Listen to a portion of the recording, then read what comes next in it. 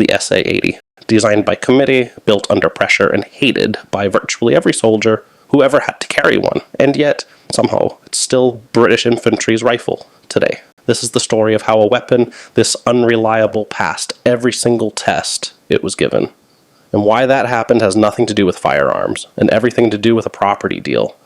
By the late 1960s, the British Army was still carrying the L1A1 SLR, our version of the Belgian FNFAL. And look, it was a solid rifle, reliable, accurate, built like a tank. The trouble is, it also weighed like one.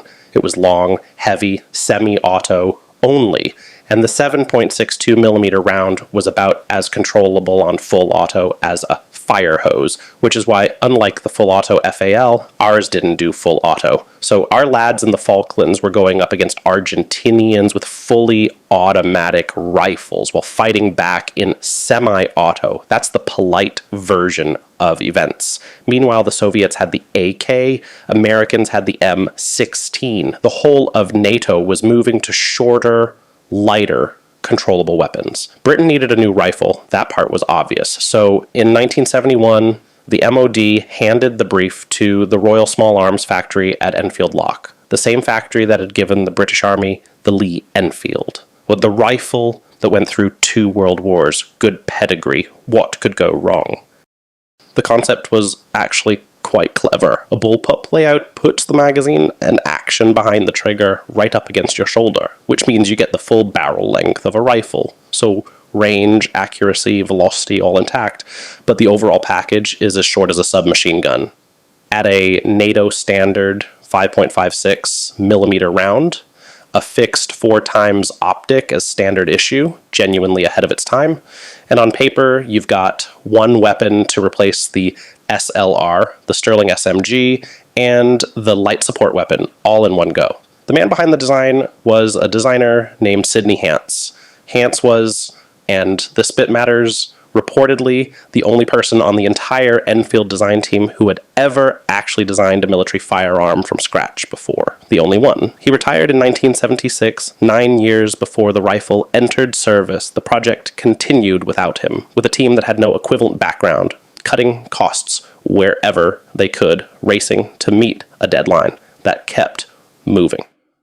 By 1980, the XL70 series, the design that would become the SA80, was supposed to be in its final refinements. What it was actually doing was failing tests. The reliability target for the individual weapon was 2,500 MRBF. Mean rounds between failure. The light support weapon needed 8,000 because it would be firing more, sustaining fire longer. For context, NATO's baseline standard was 2,500 rounds minimum. That was the floor. What the guns were actually hitting in testing, 100 to 300 rounds. 3 magazines, that's your lot before something goes wrong. And for a weapon meant to go to war, that is not a reliability figure, that is a liability. Now, the rational thing to do is stop, fix it, or start again. What actually happened is that someone looked at those numbers, looked at the deadline, and decided to change the rules. New definition, only failures during clean endurance testing counted. No sand, no cold, no operational stress, and within that, only a critical failure, which meant something the shooter literally couldn't clear themselves. A split barrel, say, a feed jam, doesn't count. Ejection stoppage requiring you to completely strip the rifle doesn't count. The kind of stoppage that gets a man killed in a firefight doesn't count. It's a bit like saying if you bump started your car, it didn't count as breaking down, except the car is a battle rifle. And bumping it means pulling a working weapon off a dead mate. Under those rules, the SA80 passed its trials. Here's a detail that doesn't usually get mentioned. On the 2nd of April, 1982, Argentina invaded the Falkland Islands. The same month, while British forces were still mobilizing to take them back, Defense Secretary John Nott announced that Royal Ordnance, the state arms manufacturer, would be sold off to the private sector. Same month. Now, for a factory to fetch a decent sale price, its order books need to be full. A factory with no contracts is worth not very much. A factory with a government order for 175,000 brand new service rifles sitting on its books, worth considerably more. So the MOD, which was simultaneously trying to sell this factory and buy a rifle from it, had what you might diplomatically call a conflict of interest. In 1983, RSAF Enfield produced its final comparison report, written by Enfield, about Enfield's rifle, comparing Enfield's rifle against the MOD's requirements.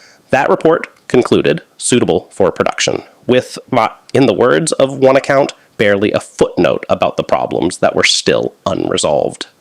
June 1985, Enfield awarded the contract for 175,000 weapons. October 1985, first rifles handed to the 1st Battalion, Worcestershire, and Sherwood Foresters. Production rifles, mass production, not the hand-built prototypes that had gone through testing. Nobody had tested what actually came off the line. April 1987, Royal Ordnance sold to British Aerospace for £190 million. The second tranche of the SA80 contract held back is specifically as a sweetener for whoever bought the company. 6 months later, Enfield Lock was closed. The machinery sold off at auction. British Aerospace partnered with a property company called Trafalgar House to redevelop the site. It's a housing estate now. Production moved up to a new facility in Nottingham, where, and I want you to really hear this, almost none of the staff had any experience making firearms. At Enfield, the factory produced 230 components in-house. At Nottingham, 15 to 20. Everything else was outsourced to subcontractors who didn't know what they were making tolerances for. The factory that built the Lee Enfield, the rifle that armed Britain through 2 world wars, turned into flats. And the rifle it produced on its way out the door was heading to a war. August 1990, Saddam Hussein invaded Kuwait. Britain deployed roughly 43,000 troops under Operation Granby, the SA-80's first proper combat deployment, and the desert immediately found everything the trials had deliberately excluded from the scorecard. Here's the fundamental problem with the SA-80 in the Gulf. The rifle needed to be well lubricated to function, run it dry, and the action ceases completely. But in fine desert sand, lubrication was your worst enemy. The oil acted like glue, pulling grit straight into every moving part, so you're stuck. Run it dry, it locks up. Run it wet, it jams. There was genuinely no right answer. The Lancet report, officially Equipment Performance SA80, during Operation Granby, it Bastnin catalogued what happened, more than 50 faults. The magazine release catch sat completely exposed on the left side of the rifle, the side that presses against your body on patrol. Catch it on your webbing, your kit, anything. Magazine gone.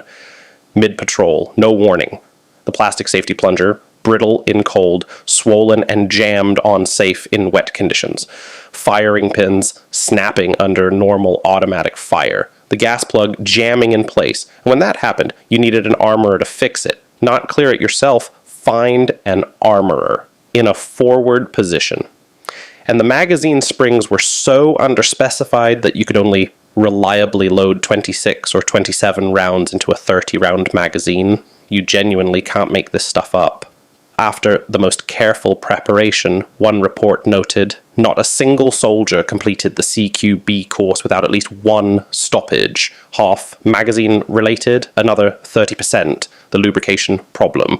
But here's the detail that tells you just how broken this was. The individual weapon, designed for aimed semi-automatic fire, troops were running it on full auto, because full auto jammed less.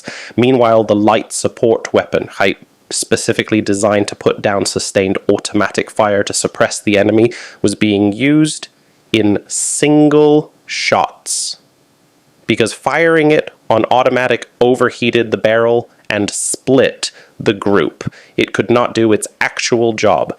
The rifle meant for precision was being hosed on full auto. The weapon meant for suppression was being caught like a sniper tool. British infantry doctrine built around these two weapons working together. had been completely flipped upside down by the rifle, both weapons doing the opposite of their job at the same time in the same war. And units were quietly hoarding SLRs, Bren guns, GPMGs, the weapons they'd just handed in, because, as one report put it, the older generation were designed for reliability and functioning in adverse conditions.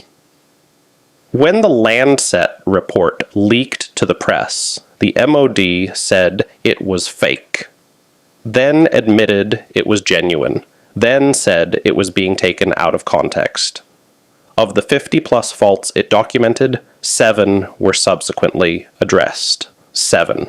By the mid-90s, the MOD had done the maths. Around 300,000 rifles already manufactured and in-service, doctrine rewritten, training infrastructure in place. Admitting the whole thing was a write-off was simply too costly politically, so they did the next best thing. They called Heckler and Koch. HK's lead engineer went through the rifle systematically. 19 major components replaced. The cocking handle, bolt carrier, extractor, hammer assembly, return spring, the whole mechanical heart of the thing. They kept the receiver and the furniture, replaced everything that had made it unreliable. The L85A2 that came out in 2002 was, by most serious assessments, a genuinely capable rifle. MOD trials reckoned it was more reliable than the M16A4 under certain conditions, though it's worth noting those trials were also run by the MOD cost of the fix. £400 per rifle, 200,000 rifles, around 80 million pounds total, which was, at the time, roughly the same as the cost of simply replacing every one of those rifles with a brand new Colt M4.